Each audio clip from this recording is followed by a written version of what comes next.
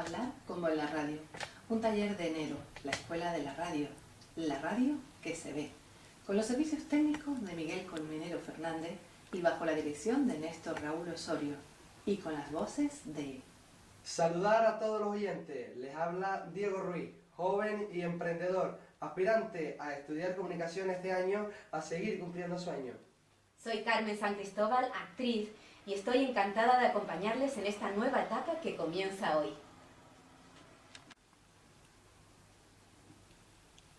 Soy Rebeca Rodríguez, colaboradora de la Radio Municipal de Tinajo.